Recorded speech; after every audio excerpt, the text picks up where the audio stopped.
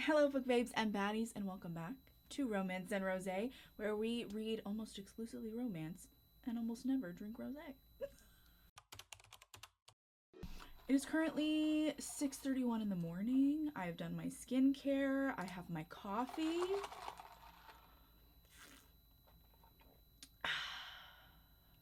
Let's go over all the books I read in January. I wanted to kick off the new year with something light, something fun, not too serious, but swoony. So I listened to the audio of Forecasting the Forward by Jennifer J. Williams, narrated by, I think it was, who was it? Janine Granda and Lance Greenfield. And you know what? It delivered on all those points. It gave exactly what I needed it to give. He was a super sweet cowboy hockey player. She's a cutesy weather girl, and he just wants to treat her right, y'all. And he does. He also has like 3 or 4 guinea pigs, which I thought was like a pretty unique animal to throw into the mix. Is it going to change your life? No. In fact, I will probably forget everything that happened in this book 2 or 3 months from now. But I had a really good time while I was reading it, and I think that's what matters. Okay, so then you guys know how I feel about my caveman romance. And I heard nothing but good things from multiple people about Transcendence by Savage.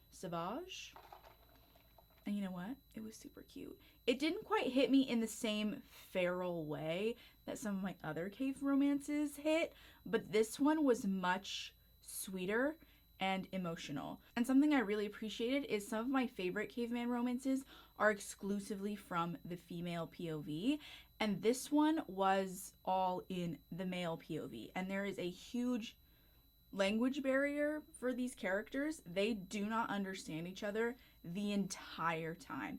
And so you get to see his perspective as more of like a primitive cave person trying to interact with and understand this woman who's clearly from the modern world. And kind of how like he perceives some of the words that she says and the quirky things that she does. This follows a caveman who is living on his own. Everyone in his tribe has died, so he's a nomad. And one day he comes across this girl who clearly, from all of the context clues that you pick up on, has somehow traveled back in time from the future. He takes her in, takes care of her. Their relationship has a super rocky start, but he is so determined that this girl who has fallen into his lap is his mate, and he just has to like convince her that he's worthy enough to be her mate through like all these things that to him are just so standard, and to her she's like, what the fuck? He's like, you know how I'm gonna convince her to be her mate? I'm gonna show her my firewood reserves. I'm gonna show her where I dry out all my pelts. I'm going to feed her all of the best meats from my game hunts. And every time he shows her something and she's confused or sad or like scared, he's just like, what am I doing wrong? Like, is this not good enough for her? What if she comes from a tribe where like they're just so much better than me? It's so much better at me than do. But yeah, as their relationship develops and you see her characters start to get more comfortable in the setting that they've set, they eventually start to have kids. They literally grow old together and die in each other's arms in the cave that they met. And I actually thought this was really sweet. The epilogue is the only chapter from her POV, and it's sort of her before she travels back in time, going to a museum and looking at an exhibit of these 2 cave people that died in each other's arms a millennia ago. She has no idea that's her future. It's her dying in the arms of the love of her life. And I thought that was just like a really cool full circle moment. My only qualm with this story, and is one of the reasons it didn't get a full 5 stars for me, is that even though they died of old age in each other's arms, he still died not understanding a single word that came out of her mouth. Like, he sort of knew certain things, like when she said love, he knew that like that meant that she cared for him, but like they never spoke back and forth to each other. They just kind of like found other ways to understand each other. She taught all of their children English, every single one of them, and he just kept talking about the sounds that would come out of her mouth and how they were like rambly, but like they died of old age together and he never learned how to speak English. Decades worth of companionship and you still can't speak the same language. I found that wild. Oh, you guys, my FYP has been bombarded with the Princess X knight trope, theme, whatever. And mom has been feeling itchy to get that scratched. So I was on the hunt for a really good, soft, feminine princess engaged to be married to another, falls in love with a knight, very forbidden. He has to like watch her marry someone else when they know that they want to be together, but then they have to somehow like figure out a way to be together in the end. Like that's what I was looking for. That's what these edits were building desire in me for. So I saw an aesthetic video for A Kingdom's Heart by Kalisa Asmel. And I want to be completely honest with you, I did DNF this book. I did. But I still gave it 4 stars because it's not that the story was bad. There were just some elements to the writing that just like weren't clicking with me personally. I went back and forth because I'm like, maybe I just need to keep going. Maybe it's going to scratch this itch. But around like 40%, I said, honestly, I just don't really want to. And I DNF'd. But then I looked at the author's socials and discovered that they're actually a high school student. And I think that it is really important to foster that creativity and give praise to the creative youth, especially for doing something as intense and scary as self-publishing a book at that time in your life. I think that's amazing, and I wanted to have a hand in encouraging that author to move forward with that passion because I think that that's really great. So I didn't finish it. Also, how I choose to rate my books is only by business, but maybe pick this up and give it a try if you also want to support a young, aspiring author in this space.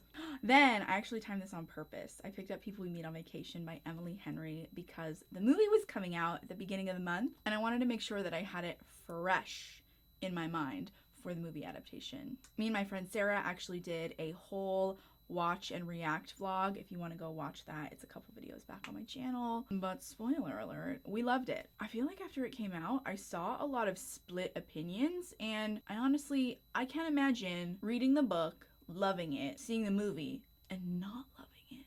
What the fuck? Did they make some changes here and there?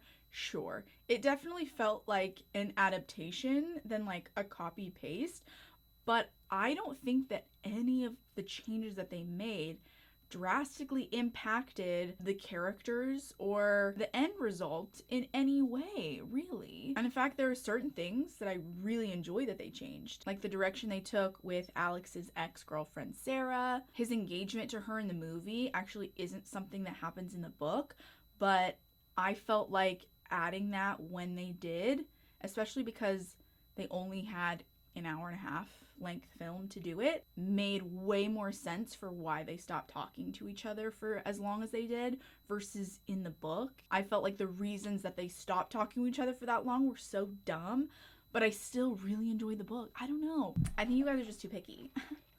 But I'm also very easily pleased, and this pleased me greatly. Read the book, watch the movie. If you watch the movie first and like it, I know you're gonna like the book if you pick it up and read it. And it's gonna give you fuller context to give you a broader appreciation for the story. But I like them both, okay? Sue me. And if all of Emily Henry's movie adaptations moving forward are up to the same par quality, I'm stoked. This next one, you guys. Burn by Gemma Ware. You YouTube girlies might not know this about me, but Gemma Ware, I'm a ride or die. She writes crazy, possessive, over the top, ridiculous alpha men. She does. The kind that exhibit super toxic behaviors if they happen to be real, but in the context of these love stories. Take me out. Put me out of my misery because honestly, I think even in real life, I would put up with a lot of the shit that Gemma Ware and her mountain men in Montana put out into the world. I think I would. Voluntarily. She has this 7-book series called The Mountain Men of Montana. It's basically sexy 7 brides for 7 brothers. They are all insta-love. They all have this family legacy because their parents fell in love at first sight. And one by one, they all kind of start out as like relative fuckboys before they end up dropping like flies, finding the women of their dreams at first sight, and kind of the lengths they'll go to secure the bag, you know? And I'll tell you, Some of them go to some extreme lengths. But after that series, she did a spin-off series of the Montana Mountain Protectors, which are a group of, they call them smoke jumpers. They're like helicopter firefighters who do like forest fire stuff. And you know what? All these men, same tone.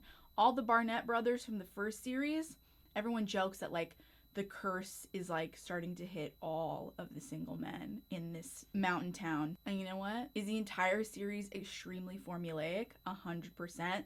But it is a formula that no matter how many times you feed it to me, I'm gonna enjoy it. It's actually just like eating your favorite meal every time you pick up a book. But it's nice because it's like a little bit different every single time.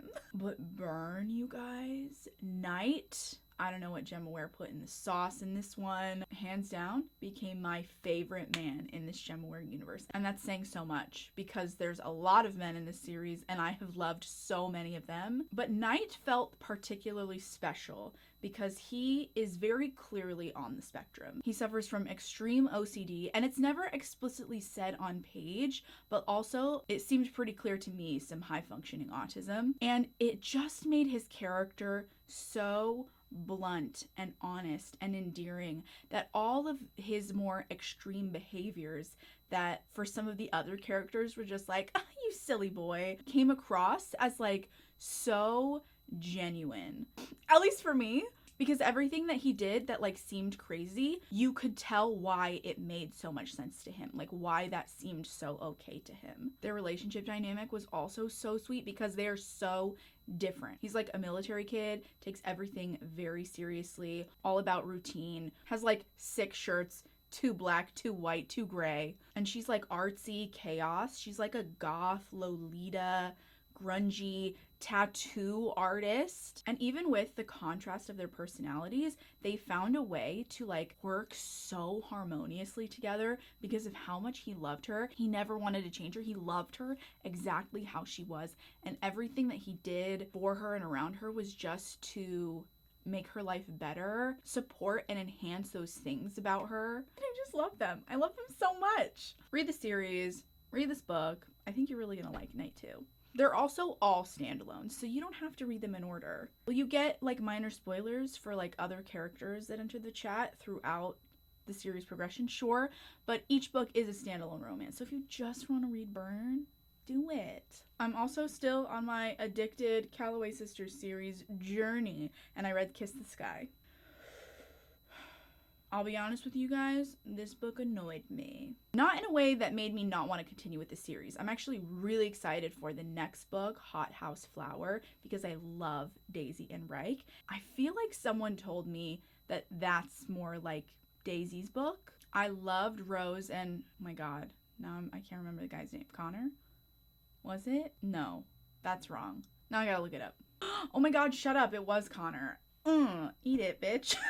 I am the worst with names, honestly. I will close a book and immediately no one's name, and I'll just be like, yeah, the man one and the girl one. Rose Calloway and Connor Cobalt. Connor Cobalt can get it any day of the motherfucking week. Yeah.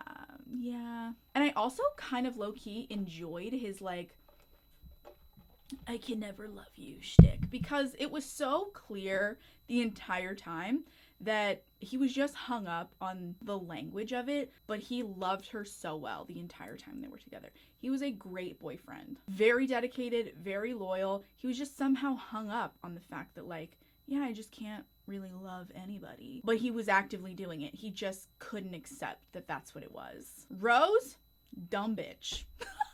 She is. That whole reality TV show, like the entire plot of this book, took me out. I said, this is dumb. All of you guys are rich socialites. And they joined this reality TV show because they thought it was going to like rehabilitate their image, make their businesses better. Eventually, it did make their businesses better, but it actually kind of did the opposite. And it was dumb that they thought it wouldn't do that. You go on reality TV shows to become famous, but you're already famous. How did you not think that this was going to just blow up in all your faces? And they low-key kind of lost the war in the end, too. Like, the villain basically had no repercussions. Like, he got away with what he did. And you know what? Sometimes it do be like that, though. Either way, I can already tell that by the time I'm finished with this series, this will probably be one of my least favorites. But I get how it was necessary to, like, propel other parts of the plot forward.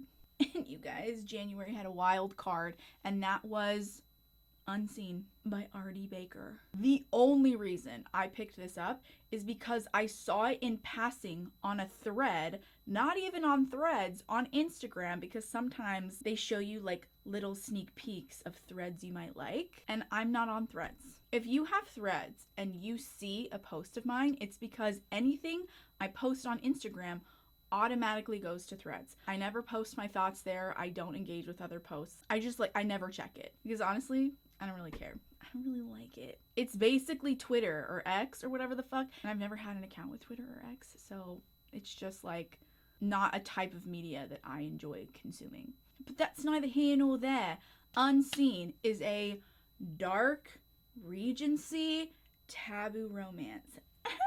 Just my cup of tea. This book starts out with a girl murdering her husband because he is old, abusive, like so old that she's like, if I kill him, people will believe it's of old age. Like, he's got one foot in the grave already. He's old enough to be like her great grandfather.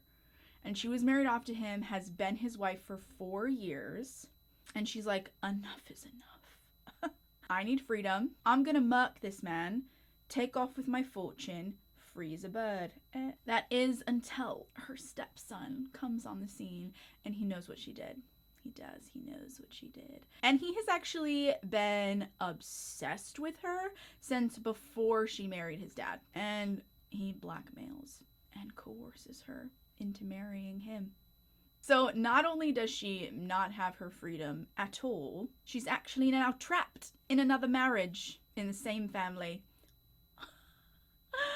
It was messy. I could not put it down. I read this in a single sitting. And I'm going to be honest, a lot of the spice that starts out with their relationship early on, it feels icky, heavy on the coercion. Read the trigger warnings, okay? It is dark. It's dark for a reason, but I liked it. Also, the dedication, it got me. It did. It says, for the little freaks who saw Mr. Darcy's hand flex, we all know the move, and thought, ooh, nice necklace. I thought that was cheeky, but I loved it, and it was actually scratching my Regency itch before Bridgerton came out. I had to get in the spirit. Then I read 1,000 Heartbeats by Kira Cass, and I'll be honest, I DNF'd this like 75% in. I had most of it done. Honestly, I was just bored. I didn't really care about any of it. And I'm not even really going to go into what happened in this story. All I'm going to say is it is a YA fantasy, a standalone. This was another book in my pursuit of that Princess X Knight trope. It didn't scratch the itch at all for me. I'm honestly still on the hunt, so if you have any suggestions, let a girl know. But this was just fine. It wasn't really good. It wasn't really bad. It just was, and I didn't care. Then I read The Ever King by L.J. Andrews. You guys, I'm just on a fantasy kick. I actually do want to read more fantasy in 2026. I feel like I can get really stuck in contemporary romance, and then a lot of times the stories start to like blur together. I think I just want to pick up intentionally more diverse plots, stories, authors, things like that. I still want to like stick to like romance or at least heavy romantic subplots. Like, do you guys get what I'm saying? Yeah, you get what I'm saying. The Ever King was good. It was interesting, piratey, magical, but it is a part of a series and it ends on a cliffhanger. When I was done, saw that on my Libby app, book 2 had like a really long wait, and I just didn't feel so invested at the end of it that I had to know what happened next, you know? So maybe I'll pick up book 2 in the future, maybe not. I have enjoyed the progression of like the enemies to lovers. The vibes are good. The magic system I feel is kind of unique, but I did find myself whenever I was reading it getting very easily distracted by other things, and whether that had to do with the book not being able to hold my attention or just at the time I picked it up, not being able to focus just because of other stuff going on with me personally. I don't know. I don't know what it was. It might have been me, it might have been the book, but it was good. Well, yeah, it was good. Then I listened to the audio for Falling Stars by Elodie Hart, narrated by Zara Hampton Brown, Adam Gold, and Shane East. I want to start this off by saying, by the end of this book, I really enjoyed it. That being said, I listened to the first 5 chapters and wanted to DNF so bad. And my really good friend who had already read and listened to the book said, I would keep going. I think you're really going to like it. And I'm like, I don't know. I'm getting certain things are feeling icky and I don't know if I like this. So let me kind of tell you why I felt this way and why if you start this book, you might feel this way in the beginning, but power through, because I think ultimately you'll probably feel the way that I do. This book starts out with an up-and-coming British actress, like hitting it big and basically getting like Best Actress of the Year for her debut role. Very talented, very green, very naive. And there's like this seasoned Nepo baby actor who sees her performance in this film and is like, I have to meet that girl. Like, she's so talented. I'm so drawn to her. So in the beginning, they're at the Cannes Film Festival in France. She has always had a crush on this guy, like had posters up of him in her bedroom when she was in middle school. And she's like, oh my God, he wants to talk to me. He wants to hang out with me. Like, she feels like Cinderella, like found by her Prince Charming. They connect, they bone, they date for like 6 months or something like that. He says, no, I really like this girl and I want it to be a thing. It wasn't just like a one-time hookup at a film festival. Caveat, he has substance addictions and he's done a really good job their whole relationship of hiding that addiction from her. And she lives in the UK and he lives in America. And so in the handful of months that they're dating, they are like visiting each other back and forth. But they're both actors, they're both busy. So after months of being together, he takes her to his family home for his like birthday and 4th of July weekend. And they all but say, I love you. And they're making plans to see each other again in the future. She gets home from this trip and like the next day, he breaks up with her on Twitter. She wakes up to a tweet of him telling someone, oh yeah, me and her were like not even together anymore. And when she texts him, calls him and is like, what the fuck? Is this a misunderstanding? Like, what is this? Ghosts her. Like, she has no idea why he broke up with her, why he would do it so like publicly, so cruelly. And so here's why I was having a hard time in this first chunk of the story, wanting to move on. First of all, Zara Hampton Brown, very talented voice actor, to sort of show the fresh naivete of this female character. When she first meets this guy, she makes her sound really young. And to me, it was like extra icky. Adam Gold's voice, very deep, very masculine, and it's narrated in duet, so they're talking back and forth to each other. It's not like this, but it sounded like this, really mature grown-up man grooming a British little girl. I didn't like it. I didn't like it at all. I was having a hard time powering through that in the beginning, but Zara very subtly, especially after the breakup, shifts the tone of the female lead's character and like matures her in a way that I balanced out. I was like, okay, it was definitely a creative choice. It just made me uncomfortable, and I think it's supposed to. I think you're supposed to sort of realize, even though they have this connection, there's something that's like not right about it at first, and it's because he's hiding things from her, and she is sort of naive to the industry and people's intentions and stuff like that. That was definitely hard for me to power through, but something that I loved and was so cool is that 5 years after the breakup, he's gone to rehab. He's done the work. They've still never spoken.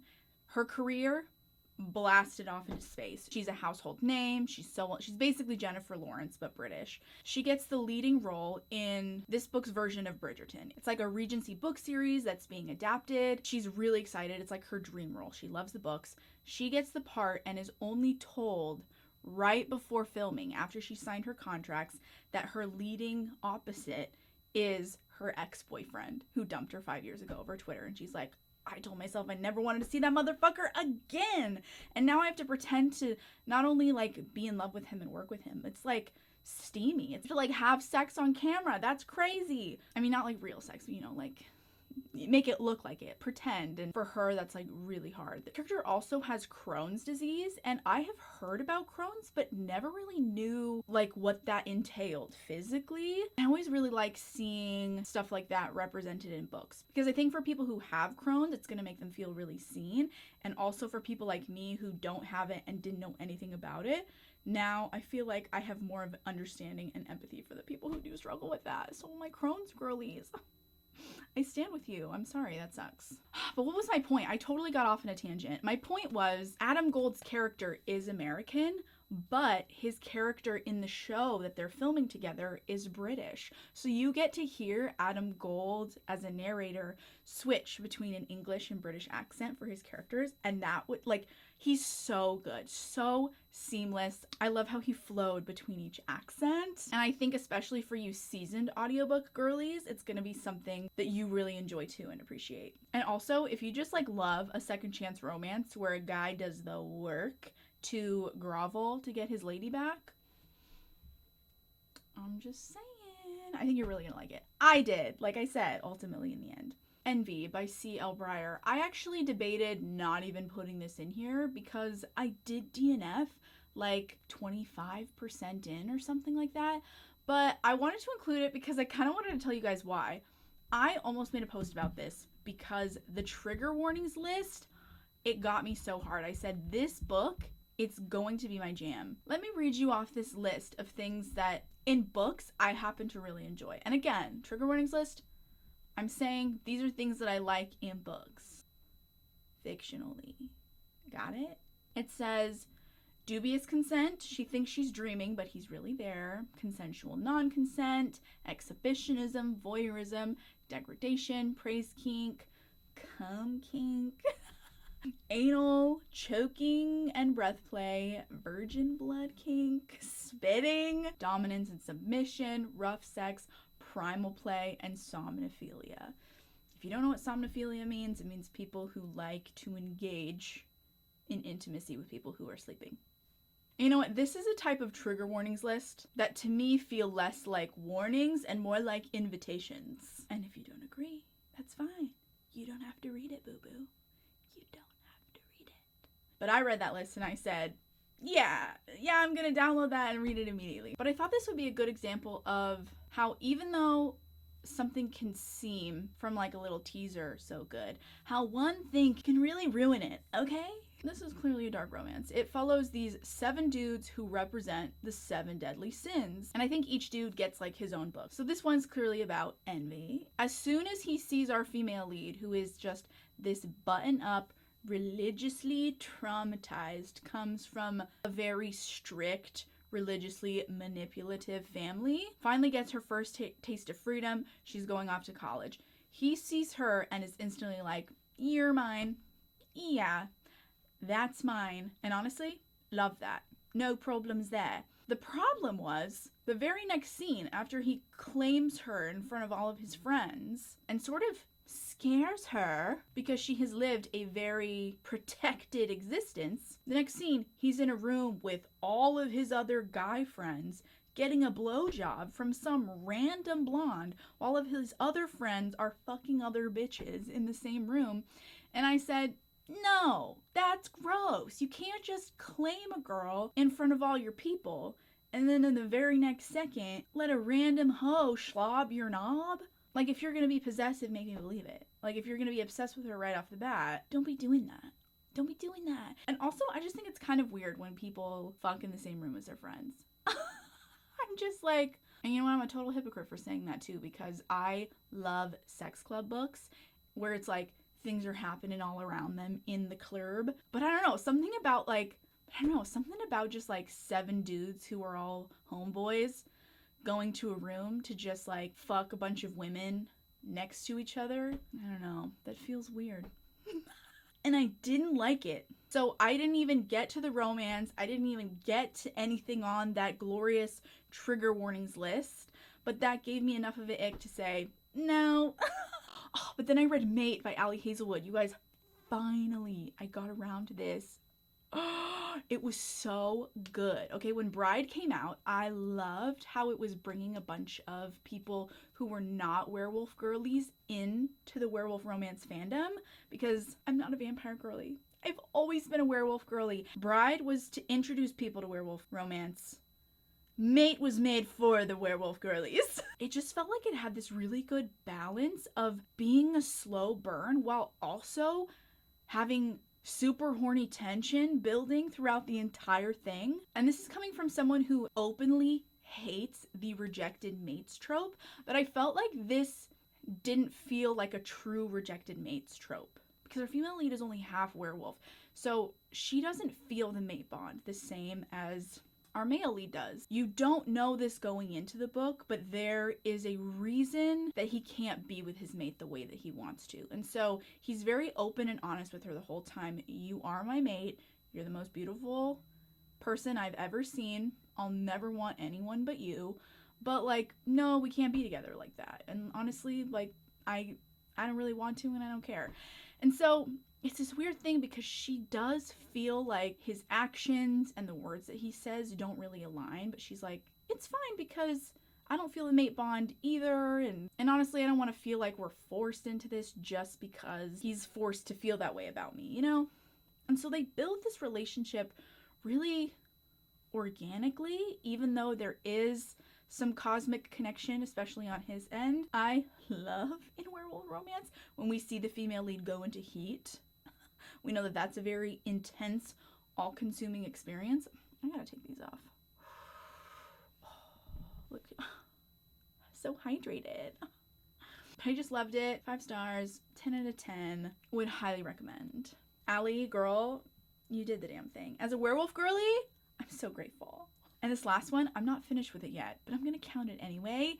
Evil is Forever by Trulina Pucci. I have been looking forward to this book for a very long time. Trulina Pucci is my girl. She's one of my favorite authors. I just feel like she's so versatile. I love her writing style. She does amazing banter. While she does write super hot, sexy, amazing male leads, her female leads are all so souped up with really great personality, intelligence, nuance. And you'd be surprised how many people don't do that very well. Back in the fall, she wrote One Killer Night, and this is the sequel. While book 2 is technically about a different couple, you cannot read them as standalones. One plot flows into the other. So you will have to read One Killer Night, but Evil is Forever so far. I loved One Killer Night. I love Evil is Forever. Chase, he's so hot. He's funny, he's bilingual, he's a professional chef, and he's so fucking down bad for Evie. I'm just saying, I will definitely be posting my final thoughts when I wrap it up, but as of now, my friend Sarah did tell me that Chase made it into her top 10 book boyfriends Hall of Fame. By the end of this, I might be inclined to side with you on that. He's pretty fucking great. Anyway, if you made it this long watching me ramble, I love you. You're a real one for this. Those are all the books that I read in the month of January. I feel like I had a really good spectrum of books I really liked to books I DNF'd. All in all, I'm very happy with all of these books that I kicked off 2026 with. Comment below the best book that you read in the month of January. Make sure to like this video, subscribe to my channel, comment, share, all the good things. Your support, you guys, means the world to me, truly. Thank you so much. Happy Friday and happy reading!